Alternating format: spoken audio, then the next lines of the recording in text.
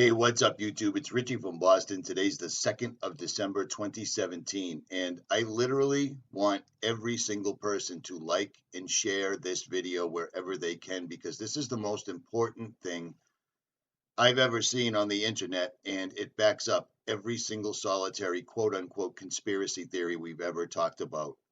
This is straight from the horse's mouth.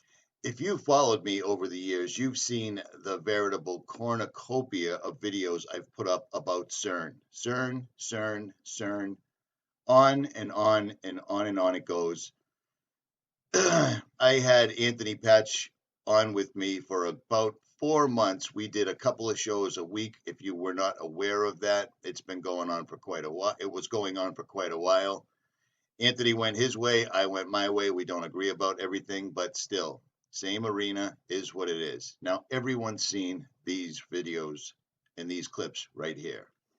Everybody has seen Geordie Rose, the finance guy behind the D-Wave quantum computer, explain that it's like an alien, it's like kneeling at the altar of an alien god.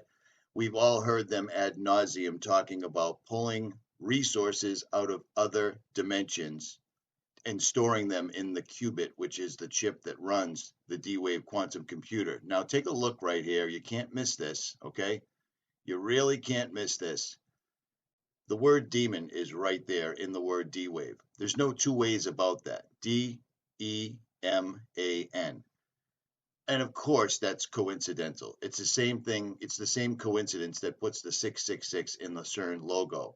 But this video is going to be able to prove to anyone that you know exactly what these guys are doing with their own word. A lot of people think that Geordie Rose is the inventor of the D-Wave. Geordie Rose is the money man behind D-Wave. This guy, for the most part, is one of the brainchilds. I have heard this word quantum computing. It's often, people have the misconception that it's some kind of newfangled supercomputer. It's decidedly not that. Quantum computers allow us to access hidden features of nature, new dimensions, and if we can access these sort of hidden dimensions at scale, we could have unimaginable computing power. Okay, so we've all heard that ad nauseum. These guys are not shy about it. They are straight up telling us they're pulling other dimensional beings and information from these beings, the all-seeing gods, whatever you want to call them, and they're bringing them back to our planet. How about that? Now, here's Geordie Rose in July talking in Vancouver, British Columbia, to a bunch of computer programming students, and he's trying to encourage them to come work for D-Wave. Now, Kindred, the first place you ever heard about Kindred on the internet was on this channel right here. I was talking about Kindred before anyone even knew what it was. Okay, if you guys remember, several months ago, I put out a video where the people at Kindred, which is the creator of the D-Wave, the finance guy behind the D-Wave quantum computer, Geordie Rose, he started a website, and I put it up. I'm going to say I was the first one to put it up. And when we put the video, when we put the website link up, there was nothing on it. It was okay, so you see that. I put this up a long time ago, and now this plays. Now, real quick, let me show you somebody. These are drawings done by a writer called H.P. Lovecraft. H.P. Lovecraft is a very strange person whose both of his parents ended up committed. This guy admittedly had night terrors, and he wrote, quote-unquote, science fiction. Parents were committed. He wanted to be a professional astronomer, but never finished high schools. He was best buddies with Harry Houdini, another person who was deeply steeped in the occult. He wrote 100,000 letters in his lifetime, didn't like sex. He suffered night terrors. He inspired Batman, Black Sabbath, South Park, and more. He's not buried under his headstone. And Kulu is one of the drawings I was just showing you. Now, why am I talking about H.P. Lovecraft? Well, because I'm not the only one talking about H.P. Lovecraft. I knew there would be something about the occult. Now, listen to this. Here's a video I put up about a year and a half ago, and it clearly shows CERN alluding to the Mandela effect. These guys were basically flaunting, or they were playing along, basically telling us that they were behind the Mandela effect.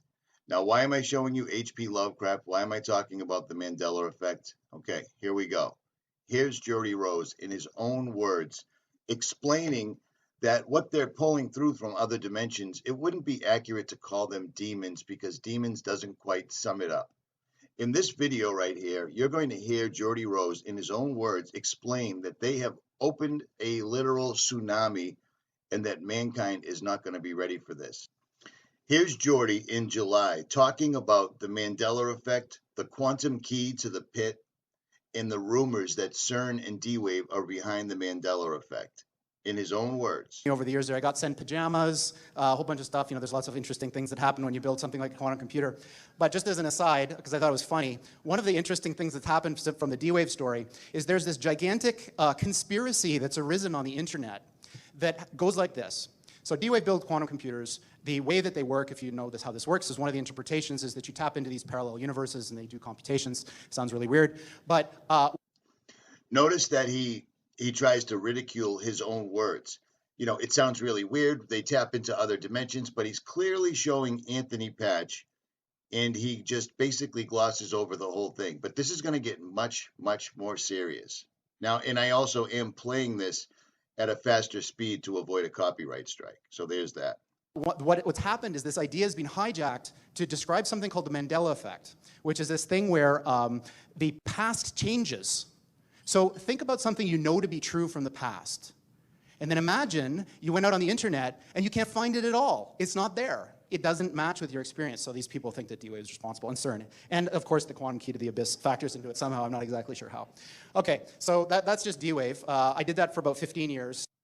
Now, before I made this video, I called and I texted Anthony Patch to get him to comment on this, and he hasn't gotten back to me, and he probably won't. So there's that, because, why not? At any rate, this gets much worse. In this video, he's saying that he's basically done with D-Wave, and he's working with Kindred, and they're going to make AI robots that can do every single solitary thing a human can do, but better. Now, notice the symbolism on his shirt, because these guys are loaded with it, because everything that they're doing is on the occult level, which is why they surround themselves with symbolism at all time. They have to. It's part of the deal. You see what I'm saying? It's all coincidental, but these guys are constantly and always wearing the symbolism. But I digress. What you've heard about AI is not what we mean by AI. What we mean by AI is a software system that can do literally anything that a human can do. Literally anything. And obviously, computers are better at things than people in lots of different ways. So now imagine, not only can they do everything that a human can do, but they can do everything that the best human at any task could do better than them. So imagine there was the mental Olympics of the 100-meter dash, and Usain Bolt is the fastest person. Now imagine that's some kind of a mental thing, like writing a novel or writing whatever. Imagine now that the thing is so much faster than Usain Bolt, like, for example, it's a spaceship. Yeah. It's still doing the same thing, but it's doing it so much better because we're limited, because we're people. So what Kindred is trying to do is solve this problem. How do you build machines that are better than people at everything? Now, there's a mental block that we have here when we think about this. Because when you think about that, one of your questions might be, for example, what are the applications of this? So imagine this. Imagine for $10, let's say, I could build a machine, like a little robot that had fingers and eyes and all that, and it could do your job better than you, no matter what it is, and I could sell that to your employer for, say, $15 and make a profit, instead of having to pay you $100,000 a year. So right off the bat, this goes back to the video that TruthStream Media put out a year and a half or so ago called Obsolete, where they are literally going to replace humanity in no one will have any jobs whatsoever if these guys get their wish, because they're bringing through demonic entities. Now, does that sound like a conspiracy theory? Of course it does. But do you know where that comes from? The horse's mouth. Continue listening, and he is going to straight up say it. And you should be terrified, and you should be prompted to prepare yourself spiritually, because this is a spiritual battle. No two ways about it. I don't care what you think. There's a reason that this was put in the Bible. There's just no two ways about it. For we wrestle not against flesh and blood, but against the rulers, against the authorities, against the powers of this dark world, and against the spiritual forces of evil in the heavenly realms. Now stay tuned, because Jordy is going to straight say this. And he also says the same thing that I say all the time. This is going on in the background, whether you know it or not. He also alludes to the fact that everyone's worried about the healthcare plan and sports and television and the news and politics, while this continues to march on in the background. I've listened to this exact interview with Jordy, or this presentation with Jordy. I've listened to it at least 15 times since yesterday. Now imagine that was true for every single job. So that's what we're talking about here, is a complete and utter transformative change that of the likes of which has never been seen before in the history of humanity, making the Industrial Revolution look like a little tiny blip on the path that humans have taken from when we emerged from the ooze a few billion years ago. We are right on the verge of that transition now. So this guy, Rich Sutton, is one of the most famous people in the academic world of AI. Now listen. This guy is the guy behind the D-Wave quantum computer, the only quantum computer in the world that is accessing other dimensions, according to what they are telling us. He is telling us that we are on the verge right now. So pay attention, because what he is going to say should shape your entire future. And like many, when asked, when will this happen, he says things like this. 25% chance within 13 years of this thing that I'm talking about. You know, when you think about what you read on the news, you know, CNN, BuzzFeed, whatever, they're all kind of the same nowadays. Think about how unimportant that thing is that you're reading if this is true. Yeah? So what does this have to do with aliens? So Sam Harris, who I quite admire, is a very interesting guy, was reciting this parable at a TED Talk that he was giving, and it goes something like this. So, say I'm the President of the United States. So I receive this message from the heavens. So my microwave dish, my SETI dish, finally captures something. And what it says is, in 50 years, or 13 years, we're coming to your planet. You got to be ready. Now just imagine what would happen if that happened. A super intelligent alien race beamed down a message to all of us Earthlings saying, we're coming July 13th, 2030, and boy, you better be ready, because the mothership is landing right on the front lawn of the White House, or wherever you wanted to land, on that day. The amount of resources that would be marshaled to try to figure out what to do would encompass the whole world. AI is just like that. So when this thing that I'm talking about happens, it's going to be exactly the thing that you're thinking about those super intelligent AIs. So the one thing I can tell you is they're not going to be like us. So alien means, you know, different. These things that we're building are not going to be people. They might be really smart, they might be really good at all sorts of different things, but they're not going to be like us. They're going to be aliens. And they're going to be, I'm sorry to say, way smarter than every single person in this room.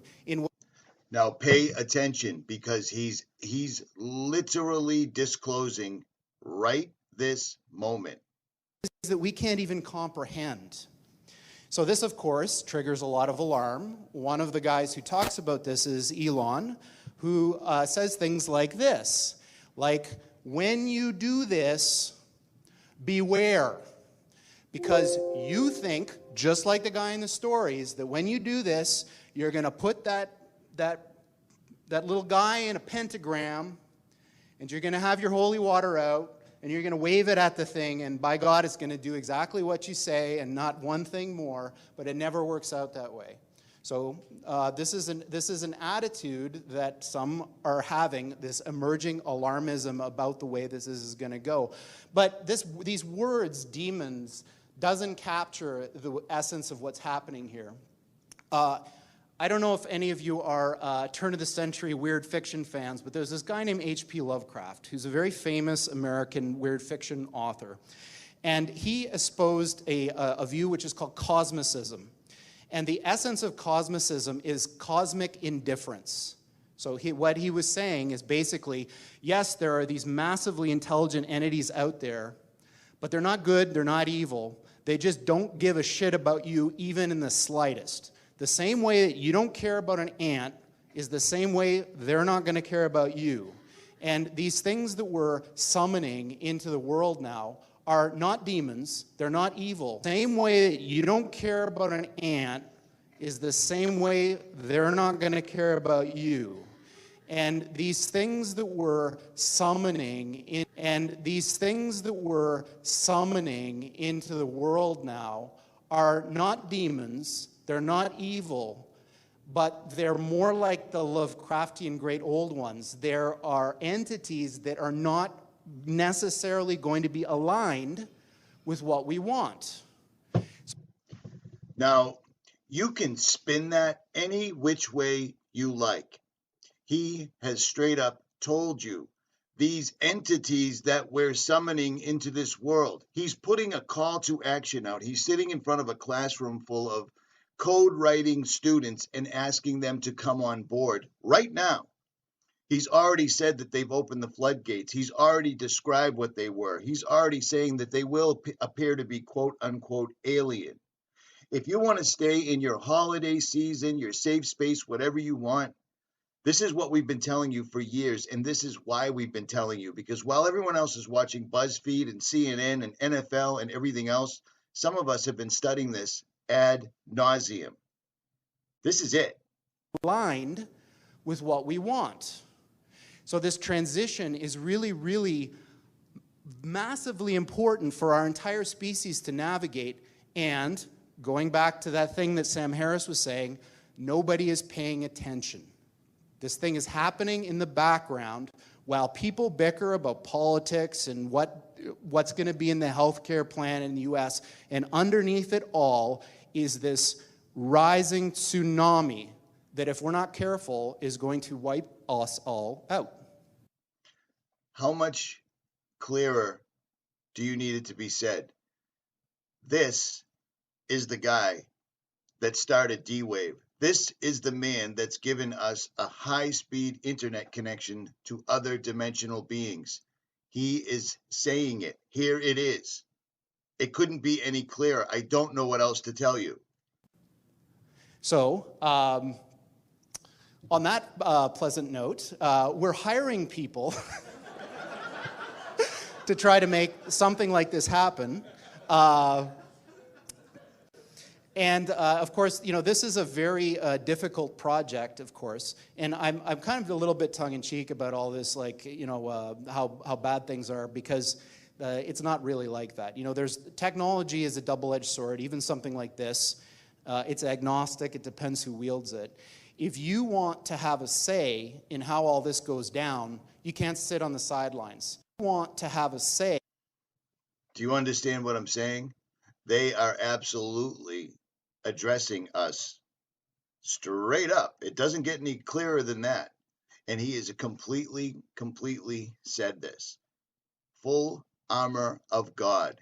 This is no joke. I haven't seen this information anywhere else whatsoever at all. Richie from Boston, share this.